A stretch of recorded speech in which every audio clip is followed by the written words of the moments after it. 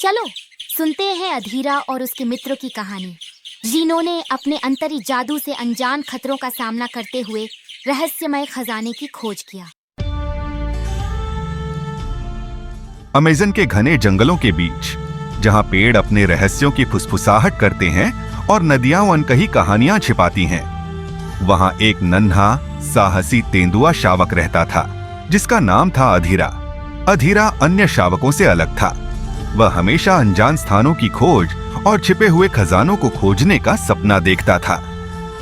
उसकी सुनहरी पीली त्वचा पर काले चित्तीदार निशान थे और उसकी बड़ी बड़ी आंखें हमेशा आश्चर्य और जिज्ञासा से चमकती थीं। एक दिन जंगल में खेलते खेलते अधीरा को एक प्राचीन नक्काशा मिला, जिस पर अजीब अजीब निशान खुदे हुए थे। वह तुरंत अपने सबसे अच्छे दोस्त टीलू नाम के शरारती तोते को दिखाने के लिए भागा। टीलू हरे और नीले पंखों वाला चंचल पक्षी था, जिसकी आंखें हर समय चमकती रहती थीं, मानो वह हर पल किसी नई शरारत के बारे में सोच रहा हो।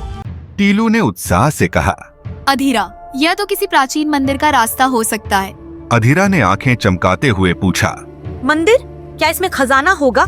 टीलू ने सुझाया, खजाना तो जरूर होगा, पर वहाँ जाना इतना आसान नहीं होगा। हमें माया से पूछना चाहिए। अधीरा के मन में उत्सुकता भर गई। चलो इसे ढूंढते हैं। टीलू घबरा कर बोला, तुम पागल हो गए हो क्या? जंगल कोई खेल का मैदान नहीं है। लेकिन अधीरा ने ठान लिया और दोनों ने एक अद्भुत यात्रा पर कदम रखा, जो अमेज़न की तकदीर बदलने वाली थी। नक्शे के निशान का पीछा करते हुए वे एक गहरी खाई पर पहुंचे, जिसके नीचे नदी गरज रही थी। टीलू घबराते हुए बोला, हम कभी पार नहीं कर पाएंगे। अधीरा ने एक गिरे हुए पेड़ को देखा और उसके तरफ बढ़ने लगा। तभी एक विशाल अजगर माया पेड़ से निकलकर सामने आ गया। माया एक प्राचीन और बुद्धिमान अजगर था, जिसने अनगिनत रहस्यों और खतरों को देखा था। उसका शरीर हरे और भूरे रंग के चमकते शल्कों से ढका था और उसकी आंखों में वर्षों का ज्ञान और शांति झलकती थी। माया ने गंभीर स्वर में पूछा, तुम मेरी धरती पर क्यों आए हो?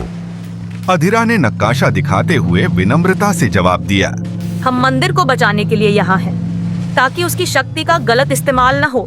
माया ने धीमे और शांत स्वर में कहा, द्वार पर एक प्राचीन रक्षक है। केवल सच्चे दिल और साहस के साथ ही कोई उस शक्ति तक पहुंच सकता है। माया ने अपने विशाल शरीर से रास्ता बनाते हुए अधीरा और टीलू को रहस्यमयी गुफा के प्रवेश द्वार तक पहुंचाया। वहां दीवारों पर नक्काशीदार चित्र जंगल के जीवों की कहानियां बताते थे। गुफा के अंदर हल्की सी रोशनी में एक विशाल जगुआर की आकृति वाली जीवित मूर्ति खड़ी थी। उसकी आंखें हरे प्रकाश से जल रही थीं। जैसे ही अधीरा और टीलू ने आगे कदम बढ़ाया, मूर्ति जीवित हो उठी। उसकी गहरी गूंजती आवाज जंगल की तरह ही प्राचीन थी। जो भी इस शक्ति को छूना चाहता है, उसे अपने साहस, सत्य और ज्ञान का प्रमाण देना होगा। मूर्ति की आंखें धीमे धीमे मुरझा गईं और द्वार खुल गया। अंदर एक चमकदार क्रिस्टल रखा था, जो जीवन और शक्ति से भरा हुआ था।